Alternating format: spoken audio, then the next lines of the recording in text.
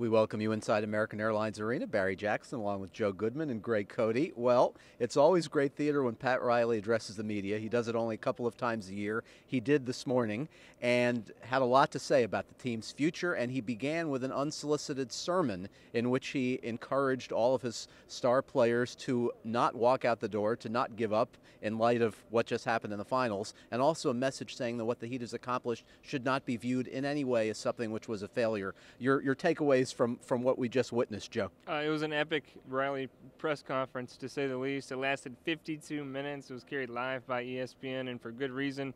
And the highlight for me was him quoting James Ingram R&B lyrics to kind of encapsulate the situation the Heat now faces. From the lyrics, I have them written down here. Just once, can't find a way to make it right, to make magic last for just one night. So I guess they're going to try to make some magic here in the offseason. How exactly that's going to happen is yet to be seen.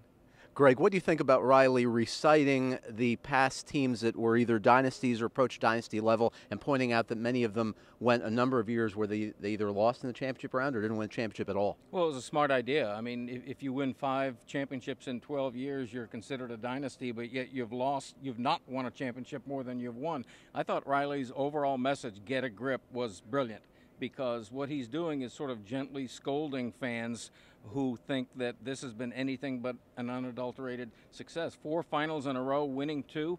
If you don't think that's successful, get a grip. That was his message, and I thought it was great.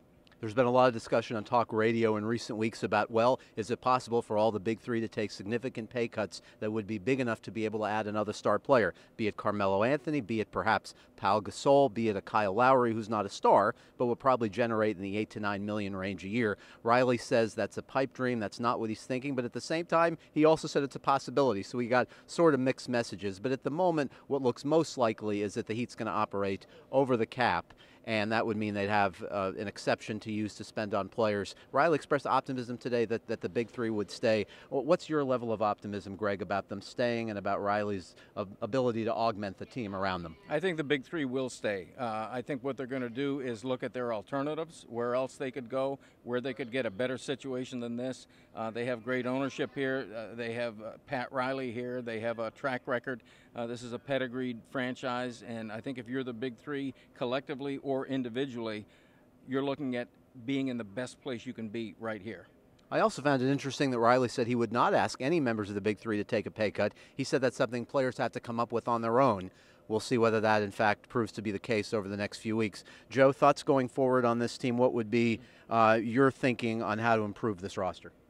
Well, convince them to take less money to begin with. And I think that's kind of the bones of what began here with, Riley kind of putting the onus on the players to make this team better.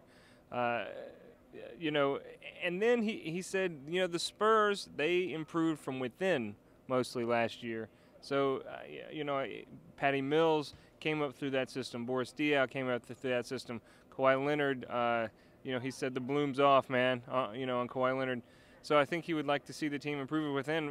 Where exactly is that going to happen? That remains to be seen. They're going to need to at least add a couple pieces.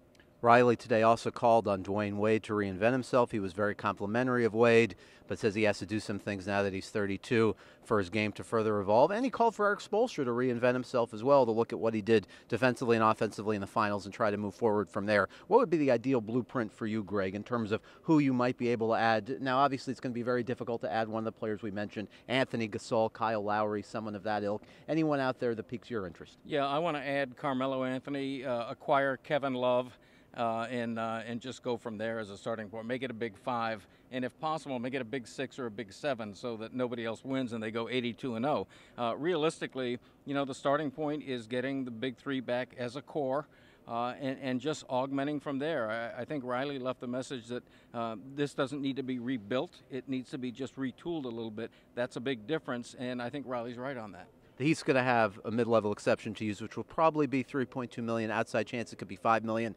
We asked him today, will Mickey Arison authorize using that exception in light of the fact that it will come with a luxury tax penalty? And his response was that Mickey would do whatever is needed. Your level of confidence in Riley being able to build this team back into, it's obviously championship contender as it is, but building this team into a favorite to win a championship? They didn't use the exception last year. I don't see why they're going to use it this year. You know, I think they're going to try to go on the cheap, frankly. You know, use veteran, surround the big three with, you know, a lot of veteran minimum players. And, you know, if you're expecting huge fireworks this offseason, I think you're going to be underwhelmed. Get a grip. Right. And that would mean signing players $1.4 million. You might get someone like a Sean Marion or Vince Carter, maybe Chris Kaman with that type of money, but you're probably not going to get a star player if the Heat only spends that and doesn't spend their exception money. And frankly, even if they do spend their exception money, thinking of a star four, a big four, as Riley said today, is probably a pipe dream. For Greg Cote and Joe Goodman, Barry Jackson, thanks for watching.